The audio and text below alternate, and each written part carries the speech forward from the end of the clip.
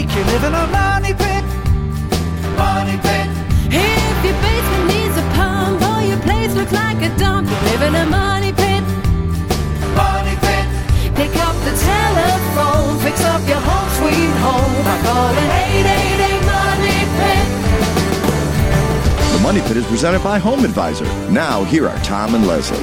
Coast to coast and floorboards to shingles, this is the Money Pit Home Improvement Show. I'm Tom Kreitler. And I'm Leslie Segretti. We're here to help you with your home improvement projects, your do-it-yourself dilemmas. What project is on your to-do list? I think spring is about 3 weeks away now, if my calculation is correct. So, that means we're going to be moving full gear into those home improvement projects. So if you've got one on your mind to tackle this spring, give us a call right now at 1-888-MONEY-PIT, 888-666-3974. We'd love to help you get started. And speaking of getting started, coming up on today's show, we're going to talk about a project that's very, very popular now, especially, and that is a laundry room makeover. But, it's kind of a unique project, Leslie, because it is a really tiny room, but it needs a lot of work and it requires a lot of pros. I mean, you need to have a plumber, electrician, there's carpentry work. It needs careful planning. So we're going to have some planning tips for laundry room projects just ahead. And here's a great spring project. Are you looking for a pop of color to greet your friends and family right at your front door? Well, you can enhance that front entrance with the right flowers and plantings to create a truly colorful welcome. We're going to share some tips on how you can do it right coming up. Plus, are you making some dumb mistakes about charging your smart devices? We're going to have some tips on how simple changes in that routine can save you some money. But first, we want to know what you are working on getting ready for this spring season. Give us a call. Get ready. Get prepared. Maybe just talking about these spring improvements will keep the winter weather away. It's all wishful thinking. So give us a call. We'd love to lend a hand. I love the optimism. The number is 1-888-MONEY-PIT, 888-666-3974. Let's get to it. Leslie, who's first? Gail in Ontario is on the line. How can we help you today? We just had a high-efficiency energy furnace and central air installed in our house, and I have a ranch-style house, crawl space. It's all insulated. And they installed the furnace in the laundry room, and they've got the condensate pipes from the furnace and the central air dripping into a bucket into the ground of the crawl space, and there's limestone in the bucket. And we're at odds whether this is a good thing or not. So when you say it's dripping into a bucket, is this a sump pump, like a sump pit, or is this just like a bucket on the ground in the crawl space? I mean, kind of describe it for me. Yeah, it's just a bucket with limestone in it. They cut a hole in my plastic that's running along the bottom of the crawl space, and they've got the bucket over where they cut it. And, the pipe is just dripping into the bucket, going through the limestone and into the ground. They're basically just dumping the water underneath the vapor barrier. No, I don't think that's a very good idea at all. It's really sloppy. What you should be doing in this case is they should more accurately have installed a condensate pump. Now, a condensate pump's a small pump and sits near the furnace and near the air handler, and then the moisture goes into that pump, and once it fills up, a float starts the pump up and then pumps that condensate up through usually a clear plastic tube or a small pipe and then outside. So you basically run it outside your house the same way you might discharge your gutter. Like, for example, in my house, I have a condensate pump that discharges into the same splash block as my gutter downspout and takes that water outside. I don't like the idea at all of just dumping it into the crawl space soil, which is essentially what they're doing here. Yeah, I'll tell them that. Yeah, it was really bothering us because we didn't think it was a good thing because I'm thinking all that water going under there, it's defeating the purpose of insulating the crawl space. Yeah, no, your intuition is spot on, okay? So you call that Ontario, Canada contractor back and get them to fix that, okay? And thank you so much for calling me. You're very welcome. Good luck with that project. Jeff in Iowa needs some help with a low-flow shower head. In true Seinfeld fashion, you're just not getting a good wash going? No, I'm not. My house is a 1978 ranch. We lived here about 10 years. I've always had good water, what I felt was reasonably good water pressure. Still has the original showers and shower heads in it, so I decided to upgrade everything to more eco-friendly stuff, replace the toilets, no problems. But the shower heads, I put these low-flow shower heads on, and it's like the water is just barely, I expected some decrease in performance, obviously, but the water is just like falling out of them. It's not spraying out like I would expect. Is this just happening at one shower head, Jeff, or is it happening at several shower heads? 2 shower heads. 2 shower heads, okay. So we can rule out any kind of blockage because it wouldn't be happening to both at the same time. Now, what kind of shower heads did you put in there? Can you tell me the brand? Well, the first one was the Home Improvement Store's brand shower head. The second one I've got is a water pick. It's not the highest end of, I thought maybe I just went too cheap on the first one. So I went kind of middle of the road. Maybe, I didn't know if I maybe needed to upgrade even more or just go back to the old shower head. So when you install a low-flow shower head and you didn't have one before, you are correct in that you're going to get a reduction in the power of the shower that perhaps you were used to. Now, there should be an adequate amount of water. The fact that you're not feeling that means that maybe you don't have the right shower head, or there's something wrong with the installation. I'd like to, for the purpose of this conversation, rule out the installation, rule out any clogging, although that is entirely possible, and you might want to take it off to look behind it to make sure that's the case. But what I would recommend is that you upgrade the shower head to a name brand like a Moen or perhaps a Delta, because these guys spend a lot of time and a lot of money engineering their shower heads so that they don't decrease performance when they save you water. And the other thing to look for is a certification called Water Sense. And it's sort of like Energy Star for appliances, but it's like measuring water efficiency for faucets and shower heads. I will definitely give that a try because what I got going on now, it takes me so long to shower and get rinsed off, I might as well use the high flow. Not going to work, right? Been in and out, it takes so long.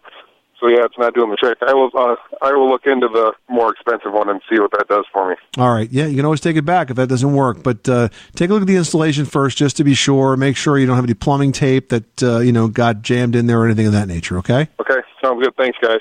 All right, good luck with that project, Jeff. Thanks so much for calling us at 888-MONEY-PIT.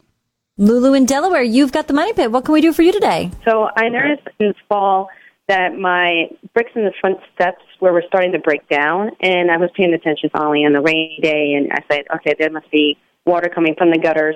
And I thought maybe, I've been in my house for 3 years, so I thought maybe the gutters need to be reattached. I had someone come out, because I saw some screws coming out, and so they reattached them with some new screws. And then, of course, more rain came, still rain coming down. My bricks on my front steps are decaying very rapidly. So I thought, okay, let me do more research, and I found out about the drip edge. So I was like, all right, is there a drip edge or not drip edge on this house? Because it's built in the 1950s, 48.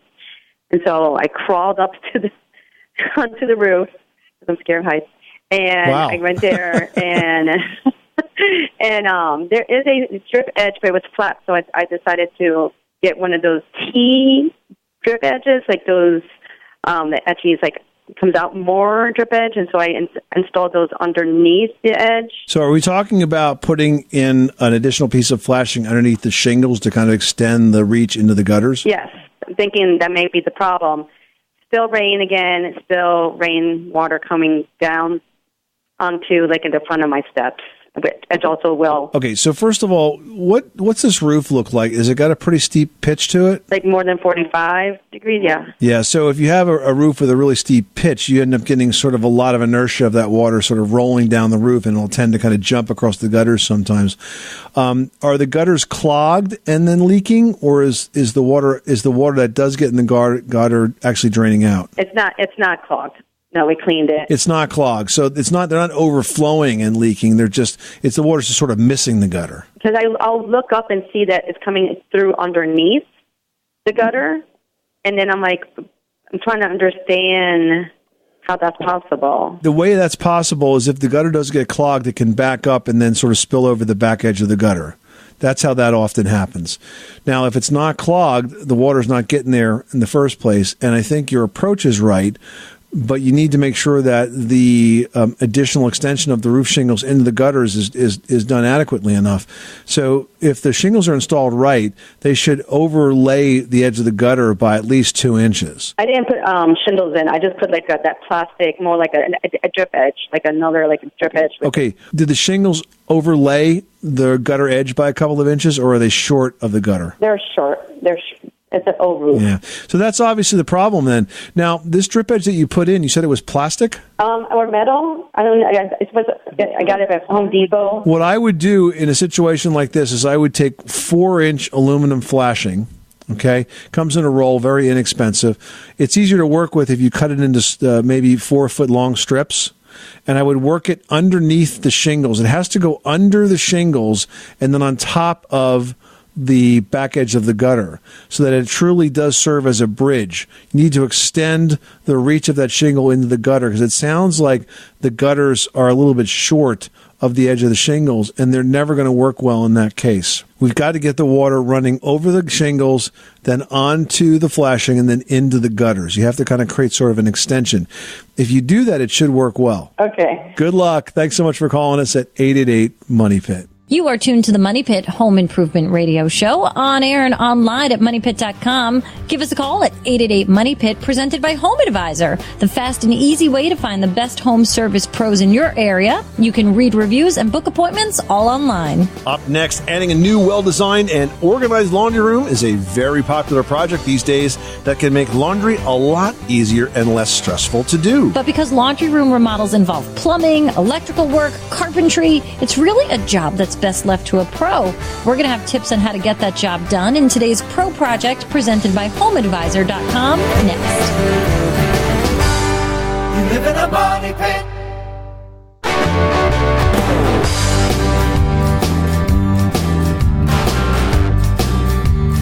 Money pit. The Money Pit is presented by HomeAdvisor.com. Whether it's minor repairs or major remodels, leave it to HomeAdvisor to do the work. Check out HomeAdvisor.com. Making good homes better. Welcome back to the Money Pit Home Improvement Show. I'm Tom Kreitler. And I'm Leslie Segretti. Standing by to help you with your home improvement projects. Help yourself first. Give us a call right now at 1-888-MONEY-PIT, 888-666-3974.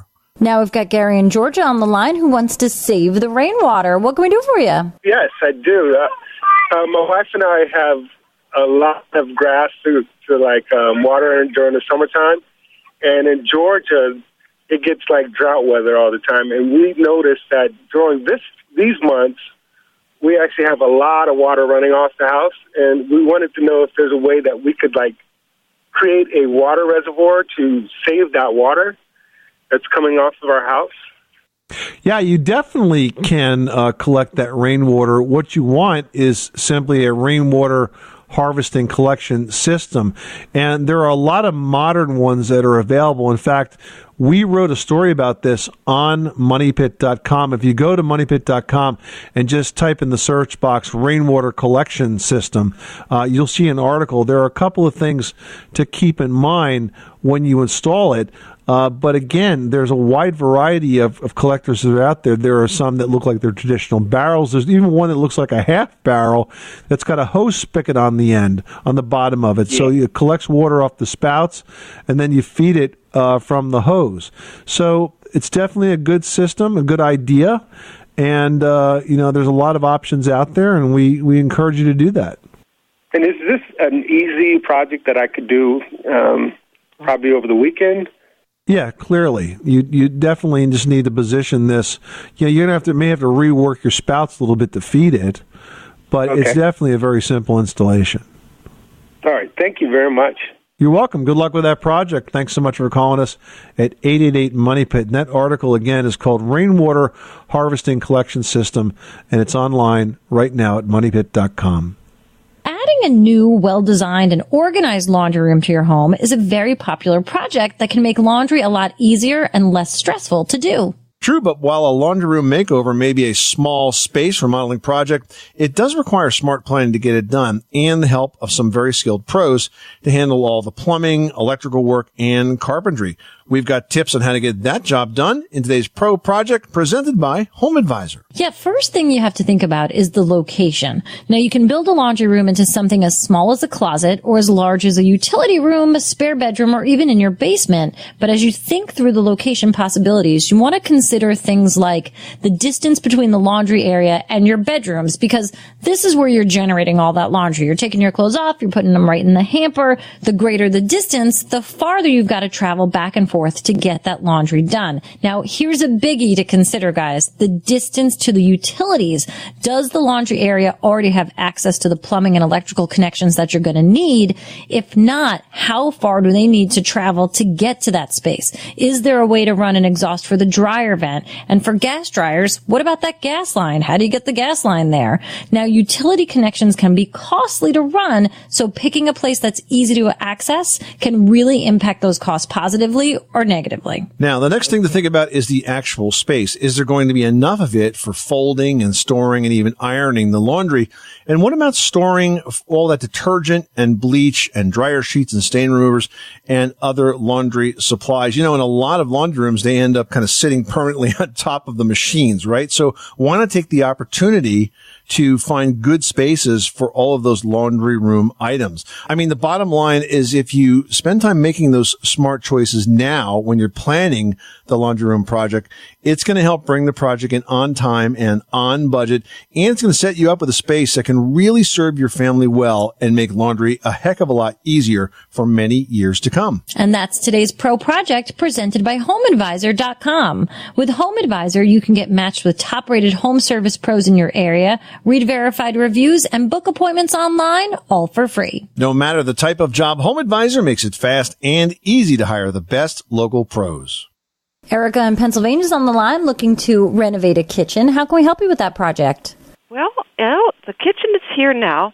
When we first bought this place, I moved the refrigerator from where it was at to a different location, and I noticed that the tile, there was no tile on the floor underneath the refrigerator.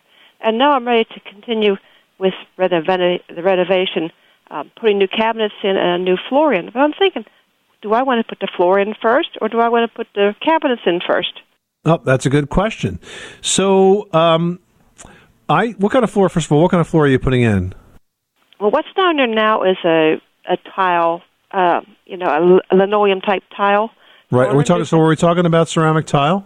No, we're talking about linoleum. But what I want to replace it with is with, like some of that laminate. Laminate?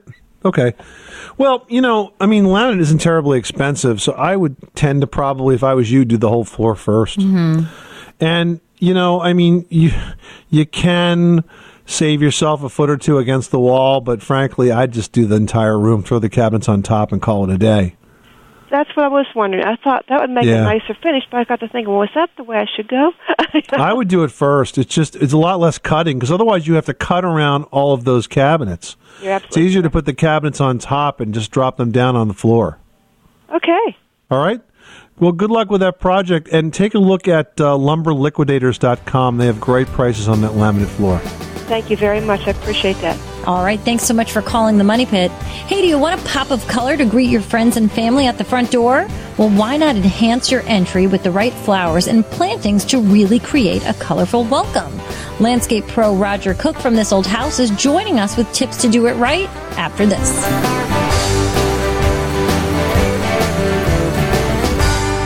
You live in a money pit.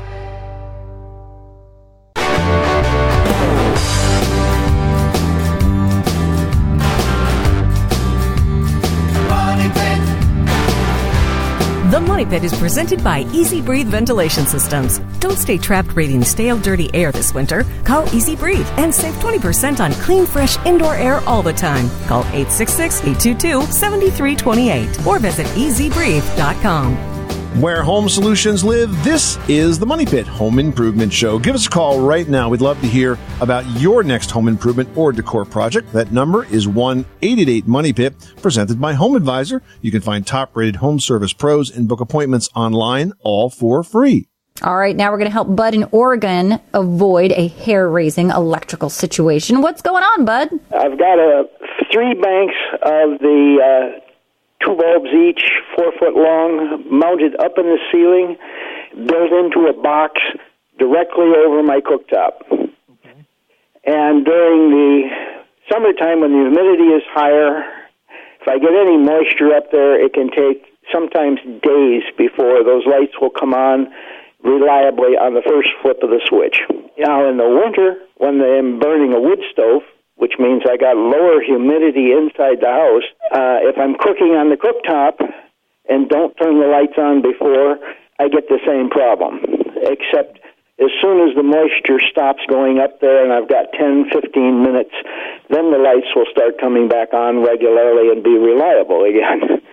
So what I need to know from you, if you've got some suggestions, is before I get up there and start looking for how to do something, I want to know what I need to have in stock. Is there something, a lubricant, a cleanser, or whatever to do something with contacts, or got any suggestions? I would give up on those fixtures. Yeah, I would too. I think you're right. I would just give up on them. They don't sound safe to me.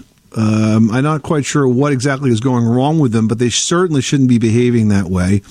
And I would worry about them getting worse and potentially causing a fire. The cost of a 4-foot dual bulb fluorescent fixture is not very much today. And so I would simply take this on as a project and replace each and every one of them. I wouldn't try to change the ballast out. I wouldn't try to clean it.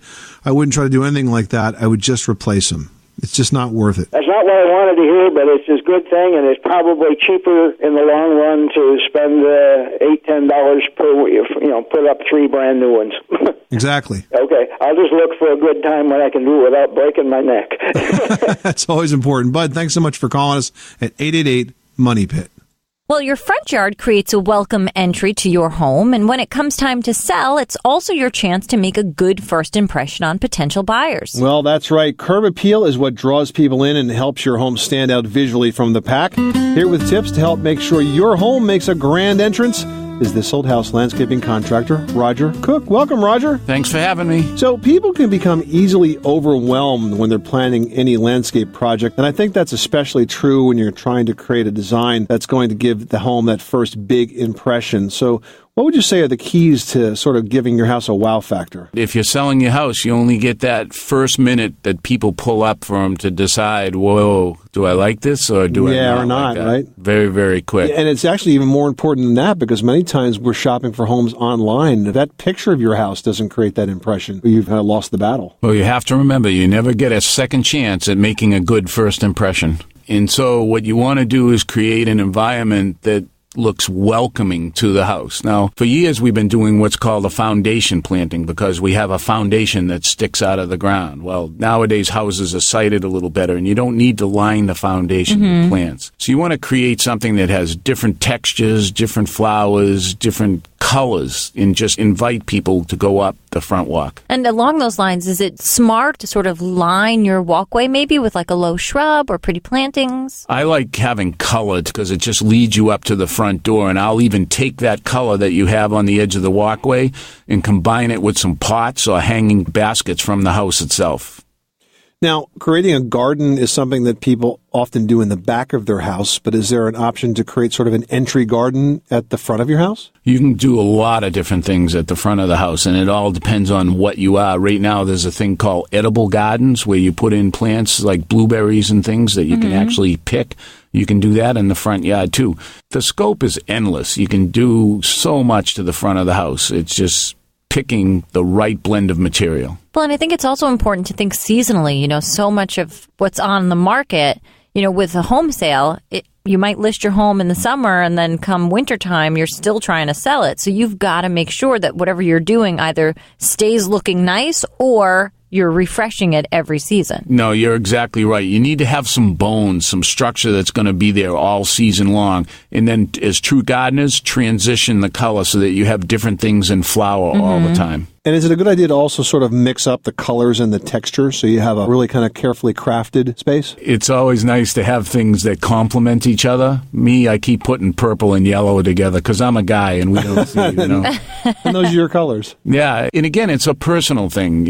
If you're not selling the house, then you're doing this decorating for yourself. So use colors that you like and plants that you feel are good for your environment. And of course, like everything in our home, maintenance is really important. So how do we set up those beds in the way to kind of reduce weeds and really minimize the maintenance? Well, again, for weeds, by planting things that are going to grow full and keep the weeds down and mulching the beds, that helps with the weeds. What you want to do is you want to put in plants that don't require a lot of work. Some of the hybrid tea roses are pretty fussy. They're beautiful, but they're fussy. You want plants that are going to grow and fill in and come back year after year after year. And there's things like daylilies that bloom more than once. So that's an interesting fact. So you don't have to replace it with another color. So I guess, Roger, this seems like it could be an overwhelming project, but it's also important to remember this is something we can build on. We can start small and build out a small area and then complement that every season, correct? Right. You can graduate it in any way you want. What I tell people is to put in the basics, the bones first, and then dress down from there, or do one side. Do one bed, and then next year do another bed and another. Roger Cook, a guy that always creates a good first impression. Thank you so much for stopping by the Money Pit. You obviously don't know me very well. All right, catch the current season of This Old House and Ask This Old House on PBS. For local listings and step-by-step videos of many common home improvement projects, visit thisoldhouse.com. And This Old House and Ask This Old House are brought to you on PBS by GMC Trucks and SUVs. Still to come is all that charging of smart devices leading to a huge electric bill. We've got tips to help you cut the cost when the Money Pit continues after this. You live in a money pit.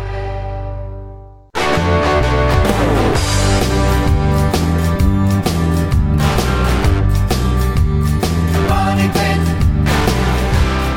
The Money Pit is presented by HomeAdvisor.com. Whether it's minor repairs or major remodels, leave it to HomeAdvisor to do the work.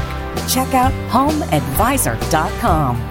Making good homes better. This is the Money Pit Home Improvement Show. I'm Tom Kreitler. And I'm Leslie Segretti. The number you need to know to get in touch with us and get the answers to your home improvement questions, your remodeling inquiries, your decor dilemmas is 1-888-MONEY-PIT, presented by Home Advisor. They really have the best local pros for any home service. That's right. Doesn't matter what the project is, they make it fast and easy to find top-rated pros. And there are no membership fees. It's 100% free to use. HomeAdvisor.com. Laura in South Carolina, you've got the Money Pit. How can we help you today? We have a deck on the back of our house that we, about 2 years ago, put a product on it that makes it like an anti-slip texture.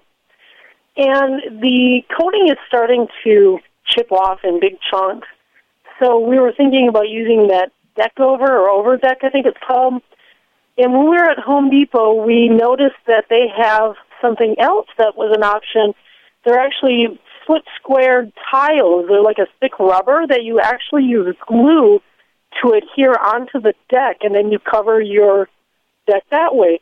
My concern is, if you apply that onto the deck, will that rot the wood? Well, Laura, I'm not familiar with rubber tiles, but there are polypropylene tiles or plastic tiles or composite tiles that are on the market that are designed to cover old decks. And the way these work is they sit on top of the deck boards and they usually lock together. And some of them are quite attractive. There's a product called Cover Deck that comes in dozens of different colors and shapes and designs that could look really neat. And it's not going to be slippery and it's going to look great.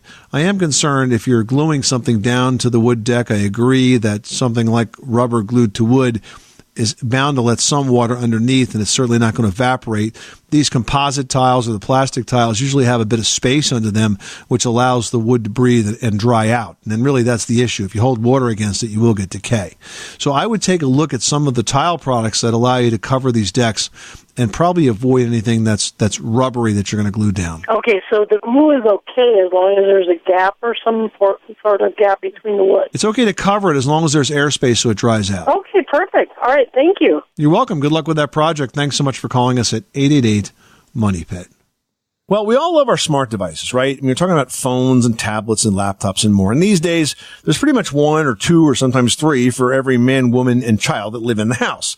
But what you might not love is what they're doing to your electric bill. Yeah, this is kind of amazing, guys. Believe it or not, 40% of the electricity that's used to power the mobile devices and other home electronics is consumed after those devices are switched off. So when you've charged up a device, don't just unplug it from the charger. Unplug the charger from the wall socket. My kids never do this. They always leave the charger still plugged in and just walk away with the iPad. And I'm like, guys, this is costing money. They never believe me. To that point, Leslie, if they've got a hard time remembering, there's a little bit easier way that you could try, and that's a power strip. Now, some of the newer ones actually will sense when power is flowing below about 30 watts, and they'll shut off the power to the whole strip automatically. So that's kind of handy, kind of kid-proof. You don't have to rely on them to think to turn off the switch, and that will definitely reduce the expenses associated with charging all those devices. So, good idea to really think about that if you've got a lot of these devices in your house, because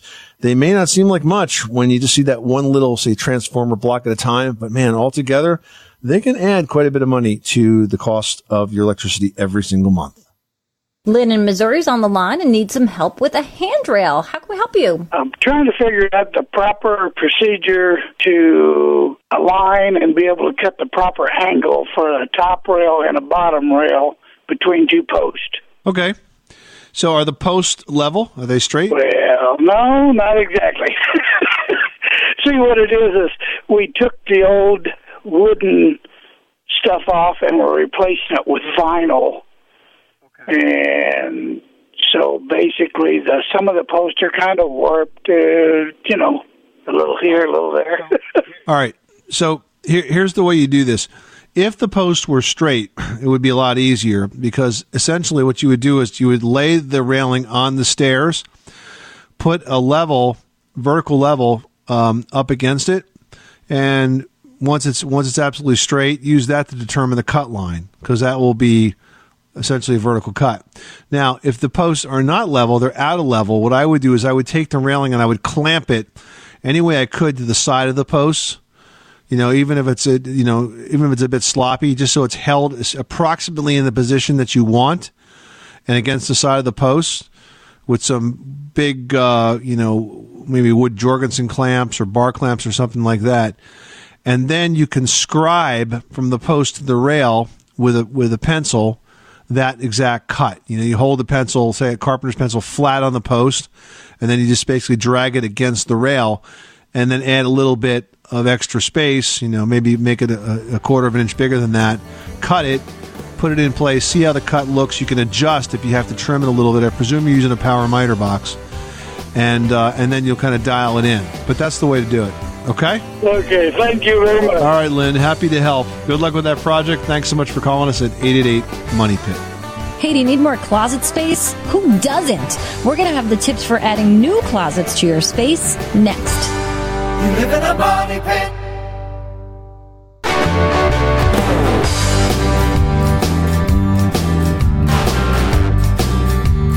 Money pit. The Money Pit is presented by Easy Breathe Ventilation Systems. Don't stay trapped breathing stale, dirty air this winter. Call Easy Breathe and save 20% on clean, fresh indoor air all the time. Call 866-822-7328 or visit easybreathe.com. Making good homes better. Welcome back to the Money Pit Home Improvement Show. I'm Tom Kreitler. And I'm Leslie Segretti. Love to take your calls to 1-888-MONEY-PIT. You can also post your questions to the Money Pit's community page at moneypit.com. And 888-MONEY-PIT is presented by Home Advisor, the fast and easy way to find the right pro for any kind of home project, whether it's a small repair or a major remodel. Well, whatever it is you are working on, post your questions to the Money Pit community page, just like Lindsay did. Now, Lindsay writes, "Hi, we do not have a closet in our bedroom. I want to build one, but I'm wondering how large it should be. Any rule of thumb for figuring this out?" Well, how much stuff you got? Yeah, really. I mean, I think your answer would be as large as possible, right? Do you really need to sleep in that room? Because then you really have some room for the closet. The whole room should be the closet. I'm guessing that Lindsay has an older home, because it's not unusual to come across bedrooms without closets. And that's why armoires were used in eras past to store clothes and accessories, kind of a big structural square box with fancy trim that has enough room for you to hang stuff, and usually a few drawers as well. Now, it's funny, for many years we didn't see too many of these that weren't antiques, but now there's a dozen different versions in IKEA, probably even more, right? So, you've got some good options there if you go ahead and buy an armoire. But if you want to build one in, closets are never a bad idea, especially from the resale standpoint. In terms of that size, though, while we've never heard anyone complain about a closet that's too big, you do need to sort of balance your storage needs with the amount of square footage your bedroom is going to lose. So closets are going to add value, but not if they reduce the bedroom to the size of the postage stamp, where you kind of have to, walk sideways between the closet and the bed to get in every night. So be reasonable about it, but I do think it's probably a good idea. All right, next up, we've got a post here from Vincent who writes, I'd like to reduce dust in my home, but when shopping for filters, I see so many it's hard to tell what's good. Is there an easy way to compare? Yeah, there is. And you're right. There are dozens and dozens of different types of filters out there, and it is important to replace them. And many times folks just don't do it frequently enough. I mean, even the inexpensive ones have to be replaced about every 4 weeks. But what you want to look for is called the MERV rating, MERV. Now, it's stamped on every filter, and it stands for Minimum Efficiency Reporting Value. It's a standard by which you can compare all of those filters. It's going to range from 1 up to 20, and the higher the rating, the greater the filter's effectiveness. Now, it usually doesn't take more than a few dollars in filter cost to jump several grades up on that MERV spectrum. So that's always a pretty good investment. So I'd say as a rule of thumb, Vincent, you want to go with a microallergen filter, which usually has a MERV score of at least 11. But if you want to kind of hone in on more than just ratings, there's a whole line of filters out there that can weed out various particles depending on your intended result, or even ones that are specifically designed to reduce odors or certain types of allergens. So it all depends on what you want to achieve, but that MERV rating is the way to figure out what one is going to be more efficient than the other. Yeah, and I think the flip side of all this is that you think it's just the air filter helps control the quality of air in your house. It's also helping to control the quality of air that gets into the machinery themselves. So your heating unit, your cooling unit is getting less dust in all of the machinery itself, which will then help it operate much more efficiently and much more cleanly without the potential for problems down the road. And when you find the filter that works, buy multiple of them so you have it and you're ready to change them as often as you're supposed to. This is the Money Pit Home Improvement Show, on air and online at moneypit.com. Hey, if you didn't have the opportunity to call in today, you can do that 24/7 to 1-888-MONEYPIT, because we are always standing by to take those calls, and we will grab your message and call you back the next time that we are in the studio. But for now, we are pretty much out of time, so thanks again for being with us. I'm Tom Kreitler. And I'm Leslie Segretti. Remember, you can do it yourself, but you don't have to do it alone. You live in a money pit.